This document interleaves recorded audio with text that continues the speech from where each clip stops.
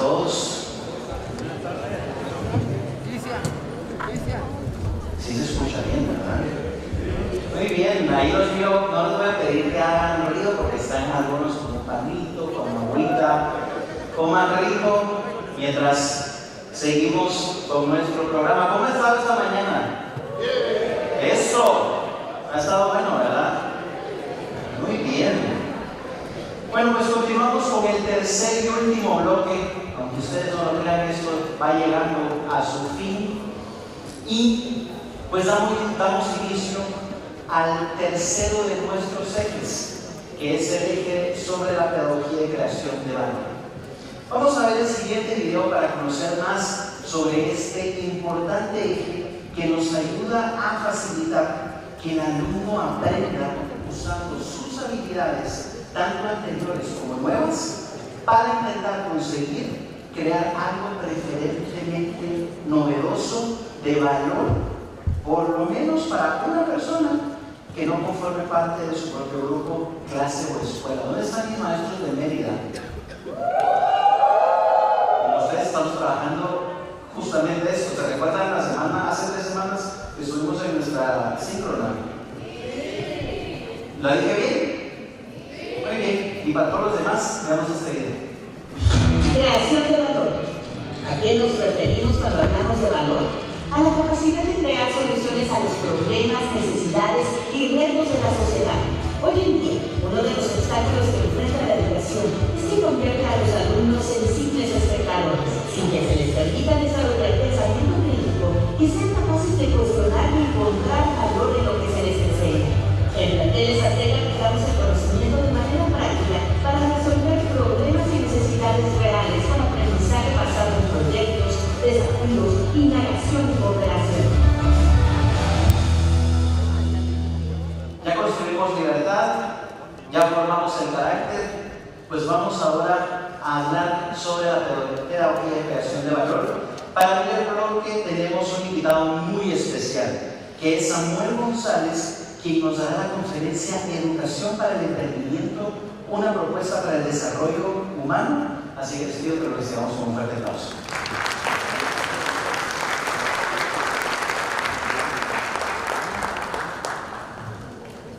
Muy buenas tardes, ¿cómo estamos? Me dijeron que los maestros y las maestras que se quedan al último bloque son los más entusiastas, ¿sí es cierto? No se la termino de creer, a ver otra vez. ¿Los que se quedan al último bloque son las más entusiastas? Los que no eran porque se los digo mismo sándwich ahorita, era por eso. Nada más por eso, no por otra razón. Muy bien, bueno, pues me da muchísimo gusto estar con ustedes el día de hoy, esta tarde, para presentar justamente todo el inicio de lo que es específicamente este bloque de creación de valor, que en realidad es lo que estamos buscando a través de estas sesiones y además los talleres que también voy a tener el gusto de compartir algunos de ellos con ustedes, pues tiene que ver en cómo incorporamos toda esta cuestión del emprendimiento justamente como una propuesta de valor para el desarrollo humano, como una herramienta que nos permita a nosotros impulsar este talento donde nuestros estudiantes todo lo que están aprendiendo en el aula, todo lo que les estamos enseñando, lo ejecuten allá afuera con el único espíritu de transformar nuestra sociedad y que podamos crear un mundo en el que todos y todas queremos estar y queremos estar además muy bien. Yo soy Samuel González, como ya me hicieron favor de presentarme. Yo presido una organización que se llama Fundación E, pero más allá de eso quiero decirte que soy hijo de 2 maestros normalistas. Así que he crecido con el mundo de la educación en el ADN, porque viene de familia, así que desde ahí también quise construir esta sesión, porque se imaginarán que crecí rodeado de hay que hacer reportes para la supervisión escolar, hay que lidiar con los padres de familia, hay que lidiar con las situaciones en aula, y así crecí, imagínense. Así que adopté justamente la educación como un elemento fundamental también en mi propia vida, y desde ahí justamente es como yo los quiero y las quiero llevar. Y para iniciar, pues quiero abrir la sesión con una frase que me gusta mucho, que dice: emprender es el arte de saltar al vacío y construir una vida en el proceso. Entonces, crear valor se refiere justamente en lanzarnos quizás hacia lo desconocido, quizás hacia donde muchos y muchas no se atreven a aventarse, pero no se trata de caer, se trata de ver qué tenemos que cambiar, qué tenemos que evolucionar para que podamos emprender, por supuesto, el vuelo. Ahora, ¿les ha pasado? Y yo sé que incluso lo he observado, ayer estuve un ratito aquí también en el congreso que tenemos, en el simposio, tenemos siempre una sesión plenaria y al finalizar tenemos preguntas y respuestas. Es como el formato que tiende a ser, ¿cierto? Bueno, ¿cómo ven que ahora yo lo voy a hacer al revés? Vamos a empezar por preguntas y respuestas, pero además las preguntas las voy a hacer yo. Vamos invirtiendo los procesos porque desde ahí empezamos a crear valor justamente. Entonces, como acabamos de ver el video justamente, la creación de valor está muy centrada en el qué y el cómo podemos solucionar problemas sociales y yo sinceramente lo veo hoy en día para cómo estamos avanzando como sociedad como un acto de civismo.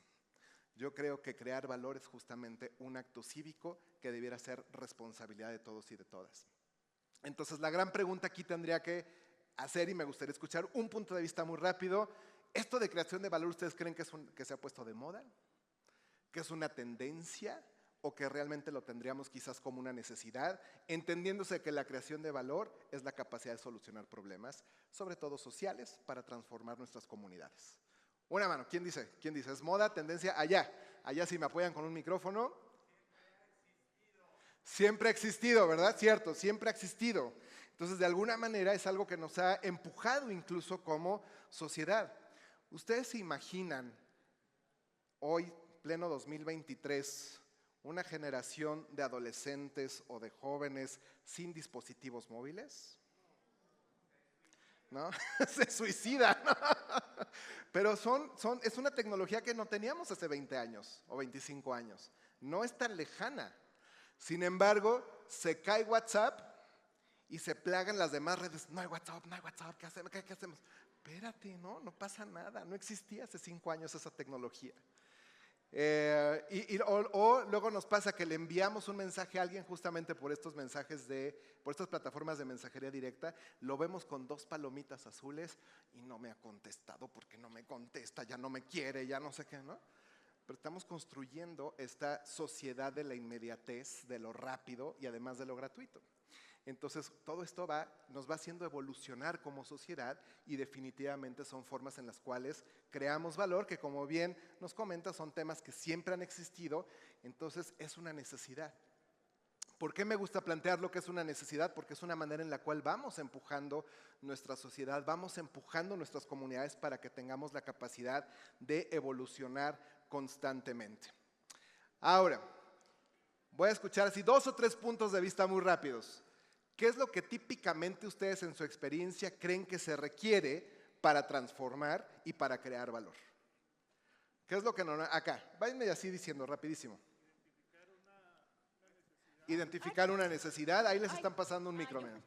Identificar una necesidad. Identificar una necesidad y también identificar al sujeto de valor. Ok, perfecto, identificar la necesidad del sujeto de valor, acá tenemos otro. Innovación, ¿cierto? Eso es parte del camino. Muy bien, por acá, adelante. Ahí está. Muchas gracias. Eso. Uno de los pilares que nos dicen respecto a la nueva escuela mexicana es contextualizar las nuevas problemáticas a las que se enfrentan los alumnos en el plantel en el que están, en el entorno donde se desenvuelven. Entonces, justo contextualizar y justo delimitar los problemas que se tienen son indispensables para saber en qué tenemos que crear valor, en Correcto. qué tiene injerencia en el alumno. Así es. Y justamente es en qué va muy centrado al qué y el cómo. Nuevamente, empujamos a la evolución a nuestra sociedad. Entonces, dicho eso, fíjense que es común, que parte de lo que estoy empezando a escuchar ahora, que con cierta frecuencia nos dicen, pues mira, justamente vamos detectando cuál es esa propuesta, cuál es ese sujeto al cual vamos a beneficiar, cuál es la problemática, cuál es a lo mejor el plan de trabajo o cómo voy a crear un producto mínimo viable o una solución mínimo viable, usando a lo mejor tecnología, transformando quizás los procesos. Y ciertamente son cosas que de pronto estamos muy centrados y centradas en hacer.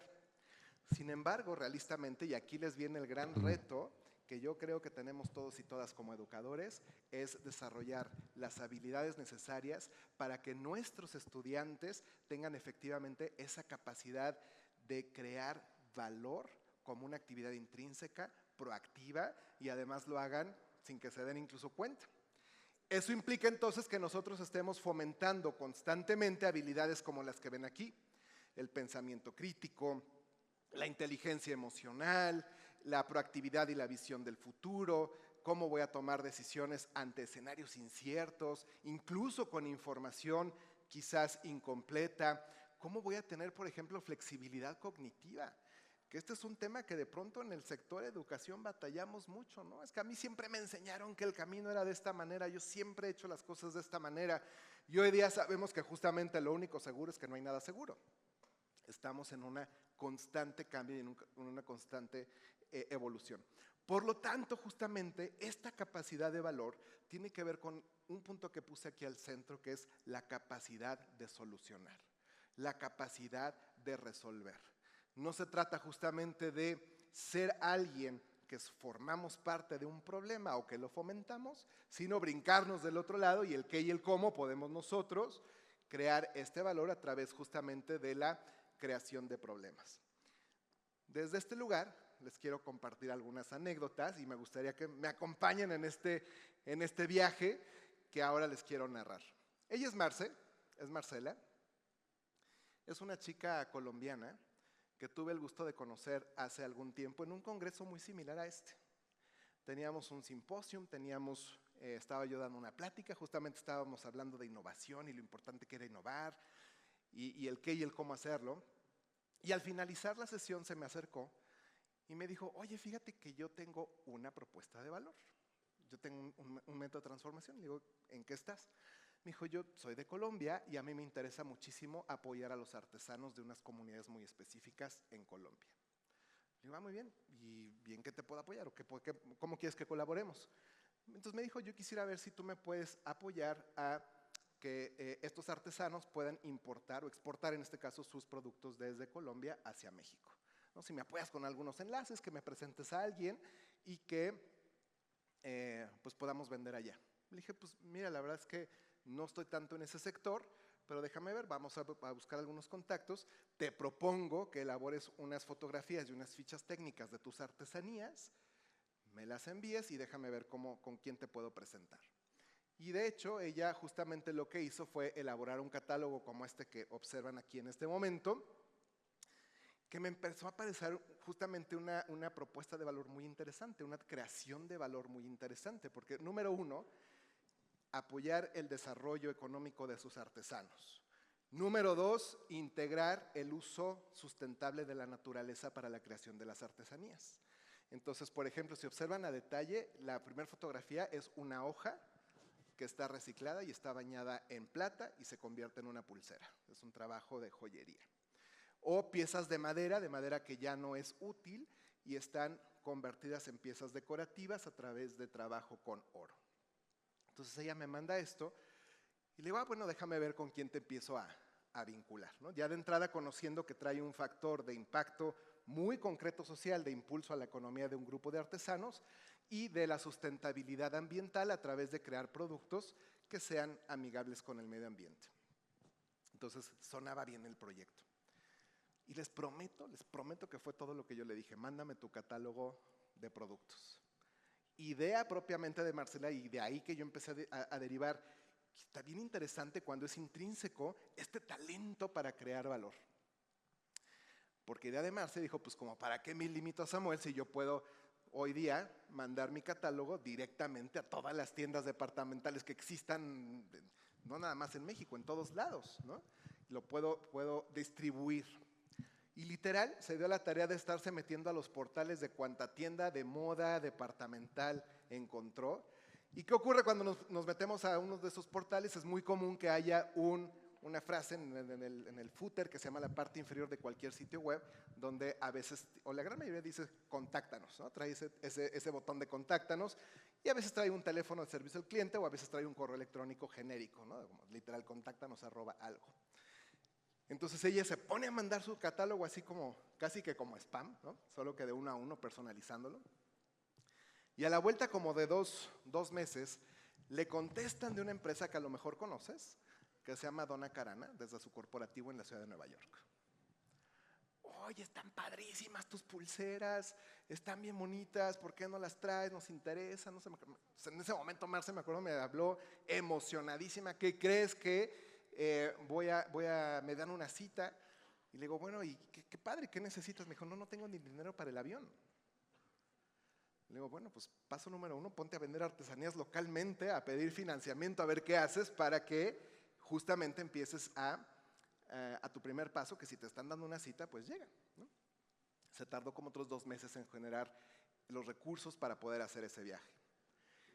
Regestiona su cita, llega y parte de los retos de la comunicación digital, para su sorpresa, quien contesta los correos genéricos de contáctanos@donnakarananuevayork.com era una chica que estaba haciendo su servicio social y que le dijo, pues es que a mí me gustó una pulsera para mí, ¿no?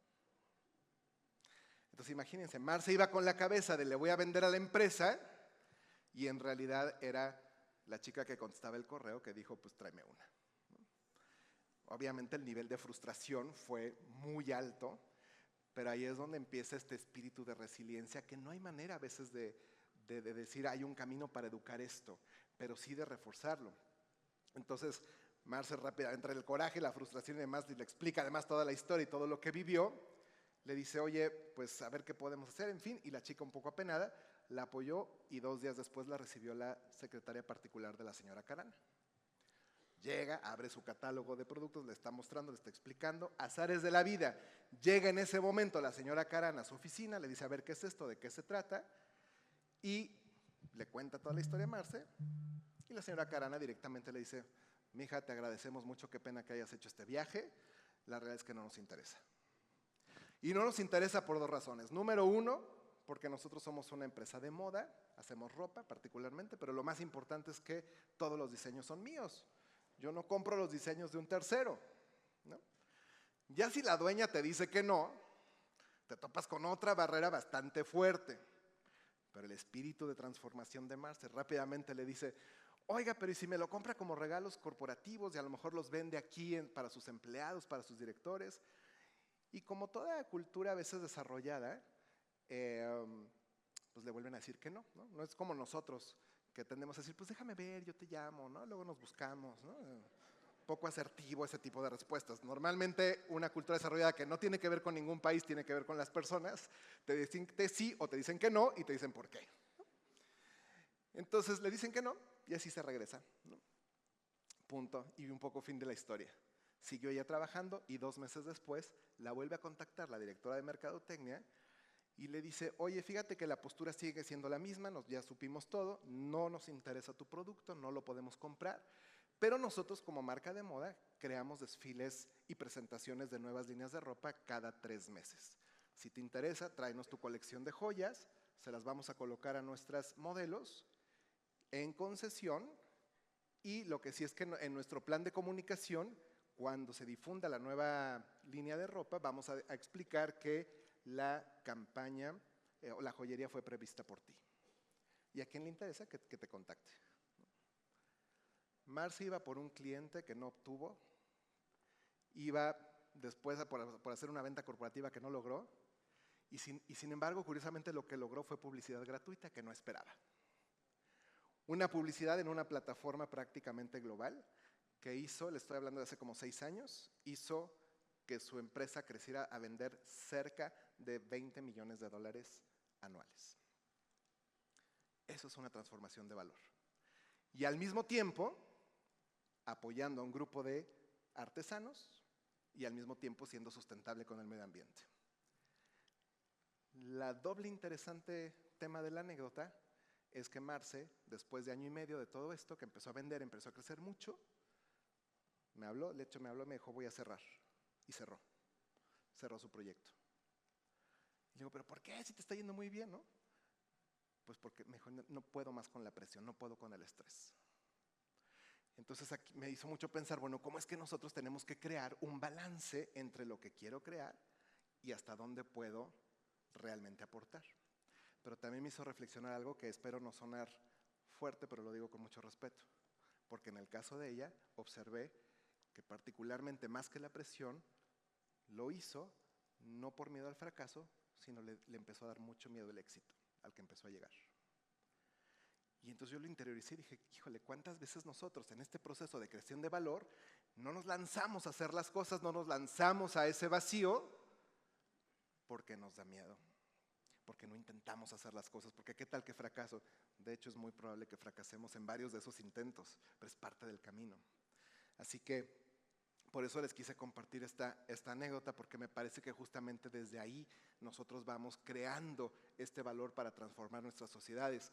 Razón por la cual es imperativo que desarrollemos un modelo de prosperidad en aras justamente de evolucionar socialmente hablando. Y eso debo decir que comienza en este tipo de reuniones y de simposios, porque vamos construyendo conocimientos, ideas, vínculos, relaciones, que las vamos transformando justamente en ideas y en propuestas. Y tomando eso como referencia, ahora les quiero narrar una historia radicalmente diferente. Ella es Emma, que después incluso les voy a invitar a que la googleen, ¿no? Ella es Emma. Y también en un simposio que tuve oportunidad de conocerla, igualmente se me acercó al final y me dice, oye, está bien padre esto de crear de valor, a mí, ¿sabes yo qué quiero? Y le digo, no, pues no sé qué quieres, te me estás acercando en este momento, ¿no? Pero dime y con mucho gusto vemos qué hacemos, ¿no? Y me dice, yo quiero producir cine, ¿no? Y voy a contextualizar que este congreso era en Bucarest, en Rumanía, ¿no? Y le digo, híjole, voy a hacer una pequeña pregunta. ¿Alguno de ustedes ha visto cine rumano? Yo tampoco. Y entonces digo, ¿cómo le doy retroalimentación? O sea, ¿cómo le digo, híjole, no veo que haya un mercado, pero también yo no conozco, yo no sé, no me aventuraría a dar un punto de vista sobre algo que no conozco? Entonces me fui justo por la parte técnica. Le digo, bueno, mira, vamos a crear un modelo financiero, vamos a ver cómo se puede crear, cómo lo podemos hacer y cómo se recupera esta inversión, porque específicamente lo que me dijo es cómo puedo conseguir recursos para hacer esta película, porque estas películas son mis sueños. Y le digo, ¿y de qué quieres hablar? Me dice, yo quiero promover la cultura de mi país, que es muy poco conocida, ni siquiera era un tema de entretenimiento.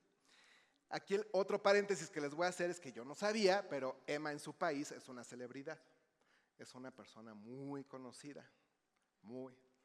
De hecho, conduce programas tipo Ventaneando, ¿no? Es como la Pati Chapoy de Rumanía, pero igual si ahorita tú ves su foto, pues no sabemos, como yo, no sabemos quién es, pero en su país es muy famosa. Entonces nos quedamos trabajando justamente en hacer una ideación de crear valor, y fíjense, lo que terminamos haciendo fue justamente un colegio por las tardes, un colegio alternativo, así como hay academias de ballet, de jazz, de piano, de karate, de natación, como este tipo de academias alternativas a la educación académica formal, y con la tónica de dar talleres de locución.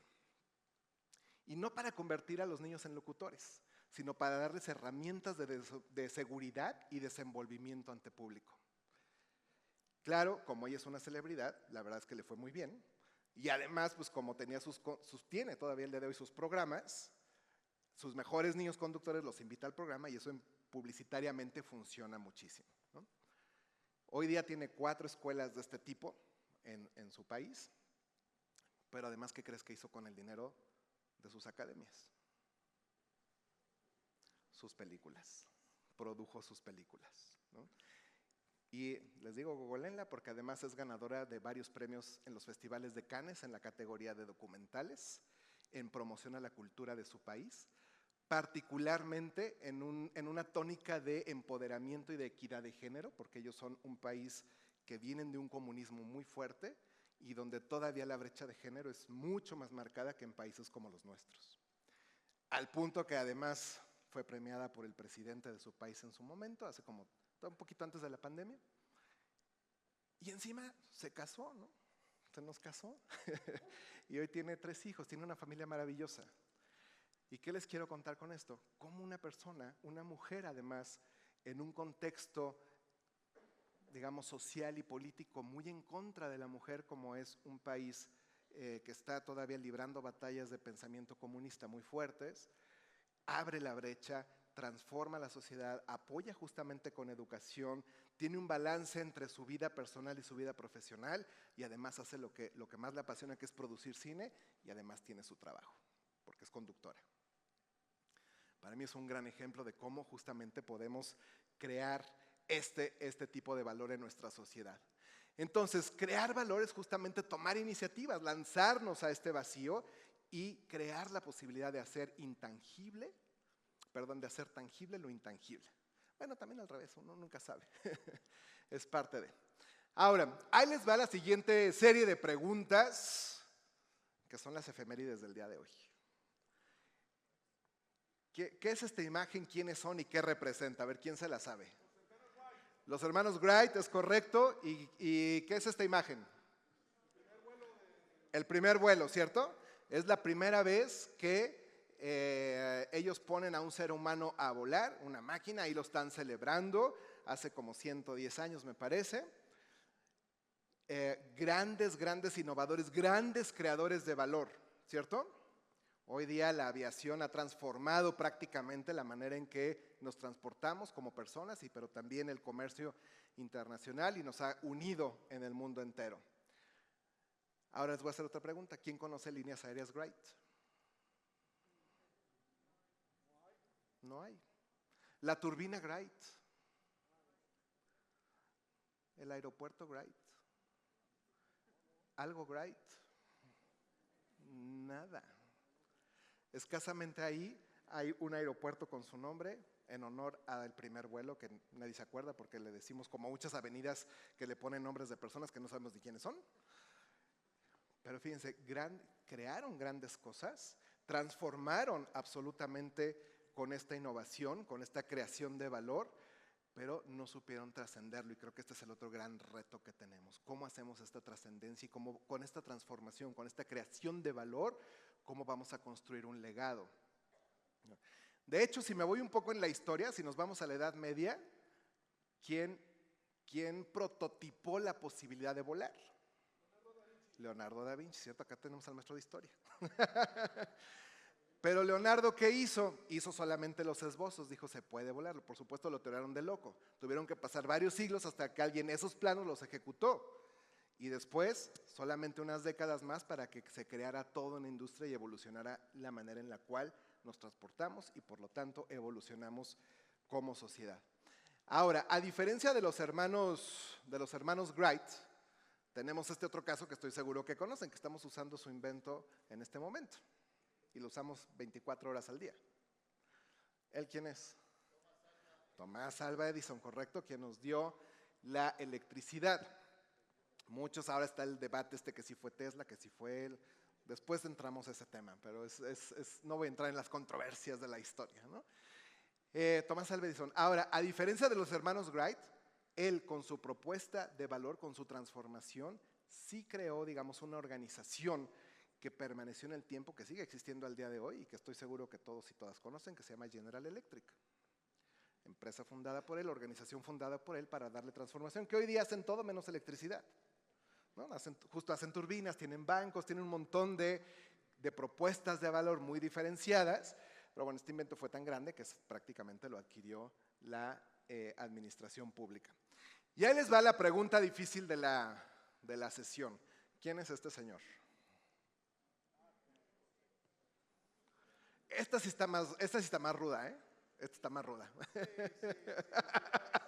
Esta ya fue nivel 3. Nivel 3. Pero miren, se los voy a decir. Este es el dato curioso del día de hoy. Este señor se llama Whitcomb L. Judson. Y a propósito de que tomamos como punto de partida que crear valor significa ver un problema y transformarlo en una solución, él descubrió por allá del siglo XIX lo complicado que era para la mujer vestirse, particularmente porque se utilizaban estos corsets de agujeta, que sí estilizaban muy bonito, pero que eran complicadísimos ponerlos, muy complicados quitarlos, e incluso se requería de un apoyo. Por lo que hace aproximadamente 130 años, de hecho en noviembre de 1893, él creó e inventó algo que estoy seguro que hoy, 11 de noviembre del 2023, usamos. Un cierre. ¿Sí o no? ¿Se abrocharon algo el día de hoy? Un pantalón, una chamarra, un backpack, ¿no? Una bolsa. Gran invento, revolucionó por completo toda la industria de la moda, pero hoy no sabemos ni quién es y además usamos su innovación y su transformación todos los días porque él no supo además crear un legado al respecto. Entonces yo creo que justamente la creación de valor va ahí, va cómo transformamos y cómo a través de esa transformación construimos un legado para las siguientes generaciones. Y si lo hacemos bien, podemos caer en transformaciones de valor como estas, donde ni siquiera tenemos que cambiarla, porque pueden pasar los años y la innovación y la creación de valor es tan buena que sigue permaneciendo en el tiempo. Tampoco es cambiar y transformar por hacerlo. Cuando algo se hace bien y permanece. Entonces, para llevarles esto a una ejemplificación más al día de hoy, si yo fuera como punto de partida, para que vean cómo podemos ir creando valor y cómo podemos transformar lo que hacemos, yo puedo tener como punto de partida un commodity, que en este caso decidí tomar el café, un producto agrícola que quizás muchos disfrutamos y nos gusta mucho, ¿no? Este sería el punto de partida. Si yo le empiezo a crear valor al café, de hecho, parte de su transformación, particularmente a partir de la Segunda Guerra Mundial, fue con el café empezar a crear marcas y empezar a industrializarlo.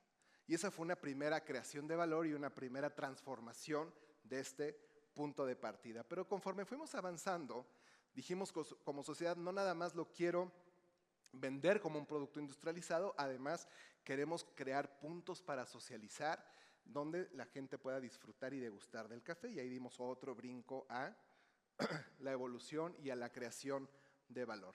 Y más adelante, ya avanzados y entrados hacia el siglo XX, pues decidimos no nada más eso, sino crear experiencias alrededor del mundo del café, y entonces fuimos evolucionando nuevamente y fuimos creando un valor que fue construyendo experiencias. Y hoy día, y les quiero decir este caso que tenemos aquí en la Ciudad de México, tenemos una cafetería que te vende cafés cuya espuma está hecha en 3D y entonces las espumitas son cochinitos o te ponen personajes ahí en mayo, los que son fans de Star Wars te ponen personajes de la Guerra de las Galaxias y en fin van teniendo temas.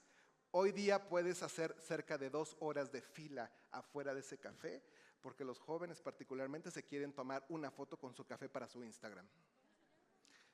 Y no me pagaron por anunciarlos. Se llama Café 3C. Están aquí en la Colonia del Valle. Es impresionante ver cómo si yo creo valor, transformo, evoluciono y además creo experiencias. Todo eso justamente es cómo evoluciono. Así que para dejarlo todavía mucho más claro, fíjense cómo podemos crear y construir valor. Se trata al final del día de que nosotros enseñemos a resolver problemas, reitero, para que evolucionemos como sociedad. ¿Tengo maestros hoy de español o de lingüística?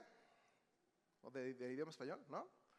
¿Algunos? Sí, algunos. Muy bien, perfecto, algunas. Muy bien, perfecto. ¿Tengo alguien que esté en las áreas de gastronomía? ¿No? ¿De creación de experiencias? A lo mejor ya es un poquito más de carreras. Bueno, no importa.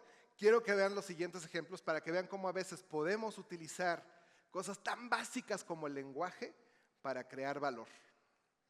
Porque fíjense, yo te pudiera ofrecer un atole de champurrado y eso te lo voy a ofrecer a 30 pesos. O qué tal que si te lo presento de manera diferente y te digo que es un sublimado de maíz al cacao con canela y leche, eso te lo voy a vender a 80. Solo jugué con el lenguaje. Solo jugué con las palabras y voy creando valor con mi lenguaje y eso tiene nuevamente un valor diferenciado, ¿cierto? Yo te pudiera ofrecer unos tacos de canasta con papa y longaniza de 3 por 20 o te puedo ofrecer mejor un entré de crepas de maíz con patatas y embutido de lechón a la paprika con un toque de chile guajillo, eso va a 180. Y es lo mismo, pero te lo dije de manera diferente. Pregúntense luego por qué llegan algunas cafeterías y ¿cómo quiere su café? No, pues venti con leche deslactosada, light, no sé qué. 100 pesos. ¿No? Por ahí justamente se va construyendo valor. ¿Y qué tal que te ofreciera de sopa una orden de fideos secos? Valdría 35, ¿no? Pero si yo creo valor, a lo mejor te ofrezco un Capelli de Angelo al pomodoro con esencias al chipotle, decorado con ingredientes autóctonos y además lleva aguacate orgánico, que eso es carísimo, así que a 140. Cambio de valor. Creo y transformo. Y eso genera además economía. Y de plato fuerte, ¿qué tal un cerdito de verdolagas a 60? Un cerdito con verdolagas a 60. O mejor, yo te ofrezco un entrecot de lechón con hojas verdes en salsa de tomatillo y chile serrano, que además, como es una receta especial del chef, ahí te va a 230. Voy creando valor de diferente manera. Ya comieron, ¿verdad? Estoy despertando el apetito con la sesión. ¿Y qué tal que de postre te ofreciera a lo mejor unas palanquetas de cacahuate, que eso en realidad valdrían 10 pesos? O mejor, construyo valor y te ofrezco un crocante de maní al piloncillo, servido en canasta elaborada por comunidades originarias, donde además le voy a incluir un código QR para que lo escanees y conozcas cuál es la historia de la comunidad originaria que tejió la canasta en la cual te estoy sirviendo la palanqueta. Eso te lo voy a vender a 110. Creo valor. Y de eso se trata justamente. Y a veces tan simple como el lenguaje, nosotros lo podemos estar permeando con nuestras y con nuestros alumnos. Y quiero empezarme a acercar al final de la sesión con este ejemplo que tengo de los últimos 2 años. Porque justo como les comenté al inicio, yo me dedico a apoyar a personas a que generen valor. Y este caso es de un joven que estoy apoyando en la Riviera Maya, particularmente en la zona de Playa del Carmen, que como saben, es una zona que año con año se ve afectada por muchas cosas, pero hay 2 cosas que son normalmente noticia: el sargazo y el plástico que se queda en las playas por los turistas. Ese es el problema. Lo que estamos haciendo es pusimos 2 pequeñas plantas de inyección de plástico en la zona. Estamos recogiendo el sargazo, el plástico, y eso es la materia prima que utilizamos para crear lentes oscuros que ahí mismo se venden, y entonces el turista paga para que se estén limpiando las playas a través de la compra de lentes oscuros. La creación de valor entonces va con: encuentro un problema, en este caso medioambiental, y lo transformo en una propuesta que sea sustentable desde el punto de vista económico, desde el punto de vista de la economía circular, justamente, donde hago un círculo virtuoso entre todas las partes, apoyo y genero, les diría, economía. Así que finalmente lo que te quiero decir con todo esto es: propongan, generen, y si tus sueños algún día mueren, que sea porque los hiciste realidad. Y yo espero que así sea. Razón por la cual esta última lámina la quiero dejar en blanco. Porque nada más me gustaría tener la oportunidad de saludarte, no sé si en 1 mes, en 3, en 5 años o en el tiempo que sea. Y en lugar de estar contando la historia de Marcela o de Emma, pueda narrar la historia de cualquiera de ustedes y sus estudiantes y lo que evolucionaron y cómo crearon valor a partir de que estuvimos aquí el día de hoy. Dicho esto, muchísimas gracias.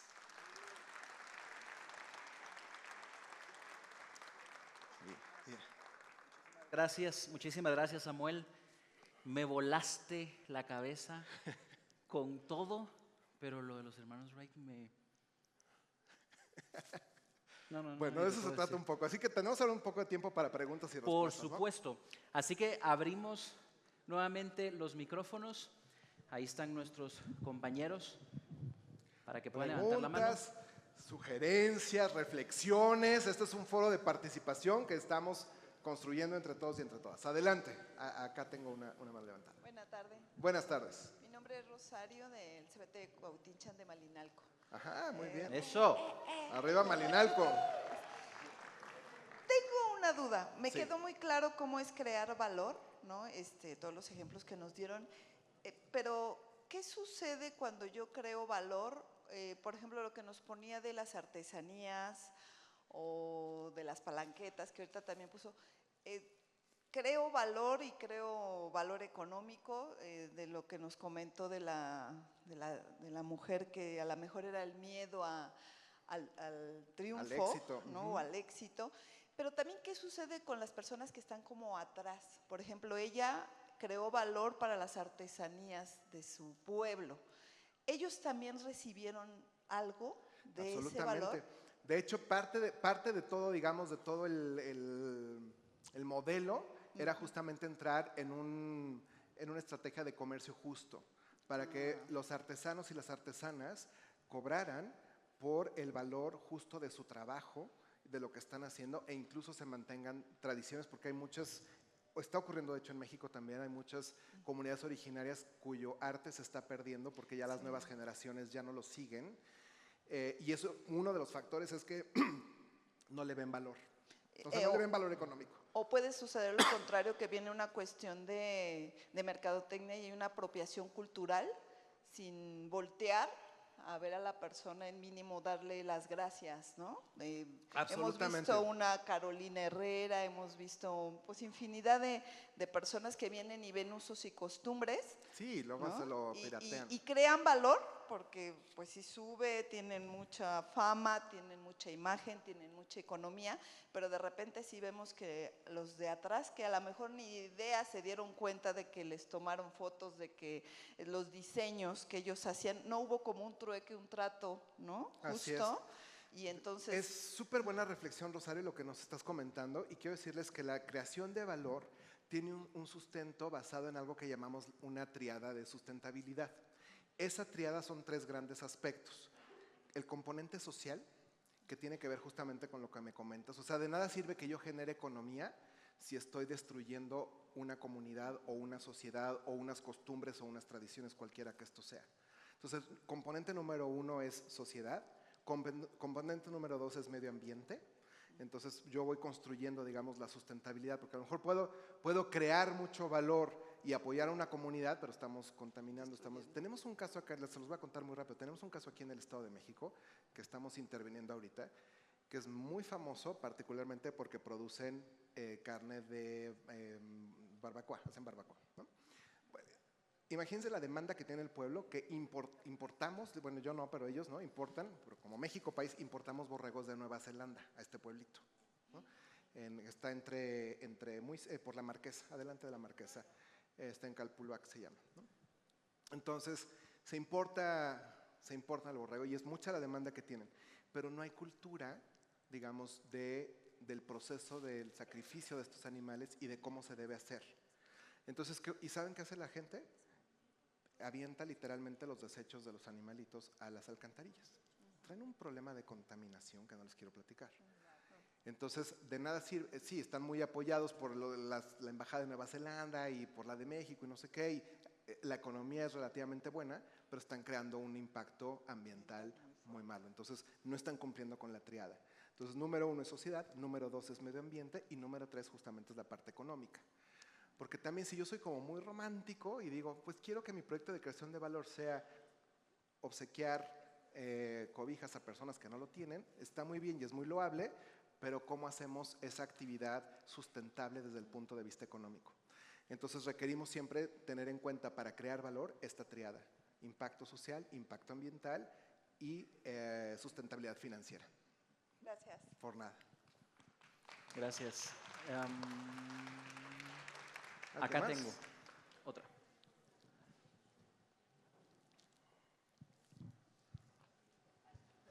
Bueno, mi pregunta nuevamente es, ¿cómo hacer que los docentes den en sí la mía extra? Porque hablamos de aquí de creación, hablamos de valores, pero esto principalmente tiene que ser el docente quien tiene que ser proactivo, decirle al estudiante, mire, usted puede, usted quiere, usted debe, usted tiene que ser mejor que yo en su momento. Pero el problema es que a veces surge una envidia. Yo soy maestro, pero aquel no me va a llegar. Entonces esa partecita como que a veces le resta credibilidad al estudiante. Entonces yo quisiera que nos diera una idea en este sentido, pues cómo dar la mía extra, porque de nada me sirve decirle al estudiante, usted puede, usted haga lo mejor, si yo salgo 5 minutos antes, por ejemplo. Claro. Es que aquí esto nos daría como para un simposium completito esa pregunta, pero en realidad tiene muchísimo que ver con la formación que tenemos como profesores, como académicos, como docentes. Tiene que ver con la vocación que tenemos para esa formación, porque pues, espero no decir una barbaridad, pero yo se los voy a decir desde mi contexto familiar. Mis padres aman enseñar y al día de hoy casi tienen 80 años y siguen dando clases, porque nacieron para eso, ¿no? Ellos son normalistas, se conocieron de hecho en la normal, Es un tema que traen muy, muy apasionado por enseñar a los demás, como vocación. Pero si no se tiene esa vocación, yo creo que es como la del médico o la de la doctora. Si no se trae, pues probablemente no sería lo adecuado. Y algo que se utiliza mucho en el tema de desarrollo de talento es lo que no haga un proceso de selección, no lo va a hacer la capacitación. Entonces, si la persona no tiene el perfil, por mucho que yo le pide al pez que vuele, no tiene las características para volar. Y no está mal, simplemente ese no es su talento. Habría que tener siempre un alineamiento entre vocación, preparación, y es algo que vamos a retomar ahorita en uno de los talleres, en cómo construyo y no destruyo valor. Porque las actitudes en las que a veces veo cómo ataco a los demás, destruyen valor en lugar de construir valor. Entonces, creo que, y no es sencillo lograr eso. No es nada sencillo porque a veces vamos contra años, si no es que décadas o siglos, literal, que traemos en nuestro pensamiento, no está ni bien ni mal, pero que hay quienes de pronto no quieren evolucionar de la misma manera y también hay que respetar, pero quizás no es el lugar. Gracias. Muy bien. ¿Nos da tiempo de una más, creo? Sí, nos da tiempo para 2 más. ¿O 2 más? Aquí hay otra. Muy bien, Guatemala. Arriba Guate. Arriba Guate. Y voy con ustedes, la última pregunta. Muy bien. Hola, me llamo Alvin y como ustedes bien lo dijeron, vengo del plantel Azteca de Guatemala. Mira, creo que está muy relacionada un poco la pregunta con la que hizo el licenciado Tepaz. Me gustaría saber, digamos, ya tenemos a los docentes que tienen todas las ganas de echarle al proyecto, pero me gustaría ver que me pudieras guiar un poco para ver cómo hacer que los chicos que realmente no tienen esa vocación, o que no se les mire que tienen esa vocación, poder construirla y guiarlas como docentes. Más que nada, que me digas como, ¿qué crees tú que podría ser un primer paso, unos primeros pasos para poder inducir a estos chicos a que vayan por ese camino de dar valor, de que ellos sientan de que ya por sí mismos ya tienen un valor y dar valor a lo que hacen? Correcto. Creo que también es súper interesante el planteamiento. Yo les diría, y porque además lo hemos hecho, hay que empezar con permearlo simplemente en nuestro propio lenguaje. Porque me voy a poner de autoejemplo. A mí mi abuelo me educó diciéndome, mijo, usted estudie para que tenga un buen trabajo del cual se pueda jubilar. Yo no sé si eso que tanto siga ocurriendo hoy día, pero a mí así me educaron, ¿no? Entonces, claro, hoy sabemos que las jubilaciones son casi inexistentes, ¿no? ¿Y qué significa un buen trabajo? Trabaja para una gran empresa o para una muy buena empresa. Que también sabemos que, claro, ahí hay empleo, pero son sectores muy contraídos, porque todo el mundo quiere estar ahí. Entonces, creo que en la medida en que en este lenguaje, donde no nada más nosotros le digamos, enfócate en conseguir y estás estudiando para ser alguien en la vida y la definición de ser alguien en la vida es un buen trabajo, podemos ampliar, no digo que esté mal, podemos simplemente complementar con también puedes ser alguien que transformas, que emprendes, que creas valor y eso, cómo te puede dar la vida que tú quieras, ¿no? Entonces creo que desde que lo empezamos a permear en nuestro lenguaje y no importa la clase que estemos dando, siempre o de vez en cuando hacer referencia a que lo que están aprendiendo les va a servir justamente no nada más para obtener un empleo, sino para en un futuro ser transformadores sociales desde un ángulo justamente de creación de valor.